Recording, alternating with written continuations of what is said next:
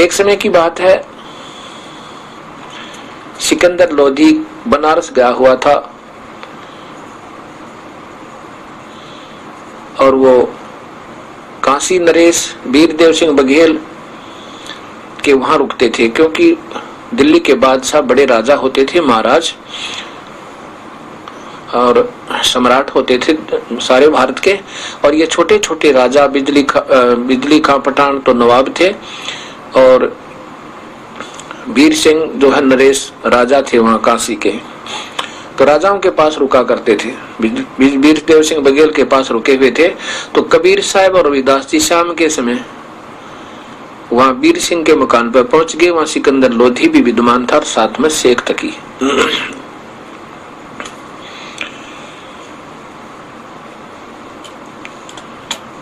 क्या होता है, कबीर साहब वहां को आसन दिया, दोनों संत बैठ गए आसन पे।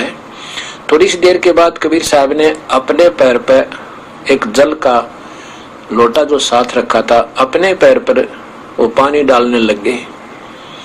सिकंदर लोधी ने पूछा, क्या हो गया परवरदिगार आपके पैर का? कबीर साहब ने कहा कि कुछ नहीं हुआ, जगन्नाथ के मंदिर में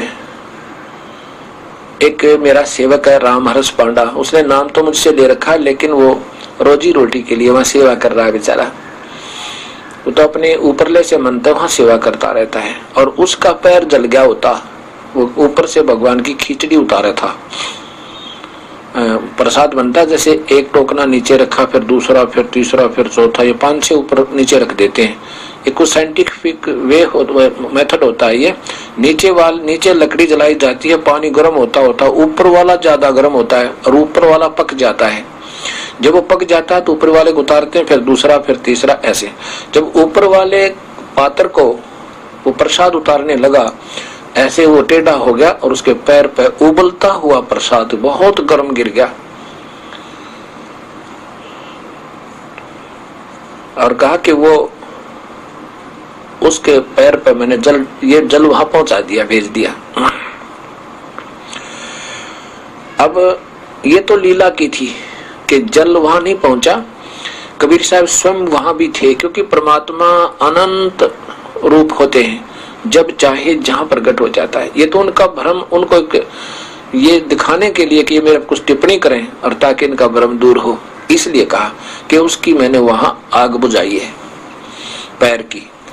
इस बात पर कहने लगा उस शेख तकीर और दूसरे बैठे थे, उन शेख तकी के ही साथी, कहने लगा जी झूठ बोलता है ये ऐसे दुनिया को गुमराह कर रहा है, अपनी महिमा झूठी सच्ची बनाकर। अब कौन जाए इतनी दूर पता करने, 800 किलोमीटर बनारस से पूरी है।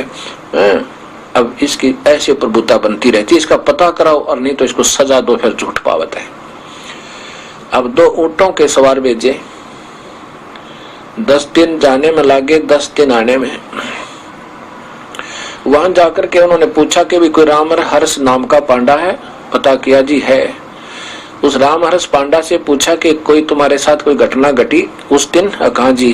क्या हुआ कि मेरे ऐसे में प्रसाद उतार रहा था प्रभु का, और मेरे पैर पे उबलता हुआ प्रसाद गिर गया बहुत तेज, और यदि तो उसने पूछा कि किसने वो ठीक तेरे पैर की रक्षा की?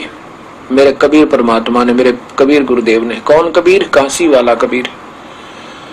वो कहा था कि ये मेरे पास खड़े थे और बर्फ का जल, जैसे बर्फ का जल होता है ना, ऐसा मेरे पैर पर डाल दिया ठंडा ठंडा, और तुरंत आराम हो गया मुझे, नहीं तो उस दिन मेरी मृत्यु थी। औरों से पूछा उन सिपाहियों ने, सब ने यही बताया कि हम ये उपस्थित थे जब इसने चिल्लाया, तो उसी टाइम भाग कर आए सारे। तो वहां पर वो कबीर परमेश्वर कहाँ है? कहाँ था कि यही खड़ा था। वो तो रोज आता है यहाँ पे दर्शन देने के लिए, रोज कहाँ प्रतिदिन आता है। अब पूरी वार्ता लिख के और अंगूठे दस्तक करवा के दोनों सिपाही आगे आकर बताया, जो कि तुम सत पाई। सिकंदर लोधी ने पैर पकड़े, दाता हम तो बुद्धिहीन जीव हैं, आपके ऊपर विश्वास कर लेते, अब हमारा दृढ़ विश्वास हो गया। कबीर साहब बोले कोई बात नहीं भाई, अब हो गया तो भी तुम्हारा भला है, अच्छा है, ना जाने जब भी ये हमारी बुराई अंधेरा हट जाएगा, ज्ञान अंधेरा वही ठीक है। इस प्रकार कबीर परमेश्वर ने ना जाने कितनी लीला की।